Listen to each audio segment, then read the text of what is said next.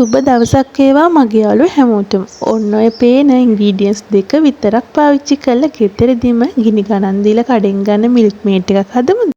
ඉතින් මුලින්ම අපි කරන්නේ අපේ මුදුපු කිරි ටික මේ විදිහට නොන් ස්ටික් පෑන් එකක් ලිපුරින් තියාගෙන දාගන්න එක.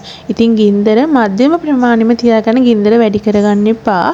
ඉතින් මේ විදිහට විනාඩි 5ක් විතර මේක ලිපේ තියාගත්තාම හොඳට අර කැටි කැටි නැති වෙලා මිල්ට් වෙලා එනවා. ඉතින් මේ විදිහට හොඳටම දිය කරගන්න ඕන අපි. දිය කරගත්තට පස්සේ අපි මේකට සීනි ග්‍රෑම් 150ක් එකතු කරගන්නවා. ඉතින් සීනි ටික දාගන්න ඕන කිරි ටික හොඳටම දිය වුණාට පස්සේ. ඒකත් හොඳට මතක තියාගන්න. නැත්නම් කැටි ගතිය තියෙද්දි අපේ හරියට මිල්ක් මේඩ් එක හැදෙන්නේ නැහැ. ඉතින් මේ විදිහට සීනි ටිකක් දිය කරගෙන සැරින් සැරේ හැඳි ගාමින් මධ්‍ය ප්‍රමාණය තියාගෙන අපි මේක වතුර ටික හින්දෙනකන් ලිපේ තියාගන්න ඕන. ඔන්න ඔච්චරයි කරන්න තියෙන්නේ. ඉතින් මධ්‍යම ප්‍රමාණය ගින්දර තියාගන්න අමතක කරන්නත් එපා. ඉතින් මගේ වීඩියෝ බලන ඔයාලට මගේ වීඩියෝ ගැන මොකද හිතෙන්නේ කියලාත් අදහසක් පහලින් කමෙන්ට් කරන් යන්න.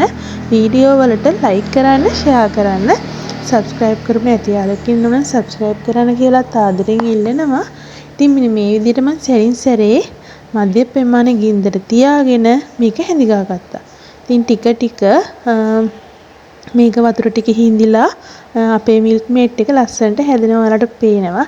ඉතින් මේක ගෙදර හදන කිරි වලින් හදන මුදුපු කිරි වලින් හදන මිල්ක් මේඩ් එකක් නිසා කඩේ තියෙන අර සුදු පැහැය ලා කහ පැහැය තියෙන මිල්ක් මේඩ් වගේ නෙමෙයි. මේකේ පාට පොඩ්ඩක් තද දුඹුරු පාටක් වගේ වෙනවා. ඉතින් ඒ උනාට රස ඒ වගේමයි. ඉතින් ඔයාලා අනිවාර්යෙන් හදලා බලන්නකෝ. ගිනි ගණන් දීලා මිල්ක් මේඩ් කනවට වඩා අපිට අවශ්‍ය කරන දේට අපි ගෙදරම මේ වගේ පොඩි කිරි හට්ටියකින් හදාගන්න පුළුවන් නම් ගොඩක් හොඳයි. ඉතින් මෙන්න මේ විදිහේ පදමක් තමයි එන්න ඕන. ඉතින් මේ වෙලාවේදී බටර් මේස හැඳි භාගයක් හෝ මේස හැන්දක් දාගෙන ඒක දිය කරගත්ත ගමන් ලිපෙන් අයින් කරගන්න. ඉතින් අපි දාපු එක්ස්ට්‍රා ටිකත් හොඳටම දිය වුණාට පස්සේ මම මේක ලිපෙන් අයින් කරගන්නවා. ඉතින් ඔයාලට පේනවා තද දුඹුරු පාටක් වගේ තමයි තියෙන්නේ. ඉතින් මේක තමයි හරි පදම. ඉතින් මේක ෆ්‍රෙෂ් මිල්ක් වලින් හදනව නම් ඔයාලට ලා කහ පාට වගේ ගන්න පුළුවන්. ඉතින් මේක මුදුපු කිරි වලින් මම හදාගන්නේ. ඉතින් මේ විදියට ලිපෙන් අයින් කරගෙන පිරිසිදු භාජනයකට දාගන්නවා.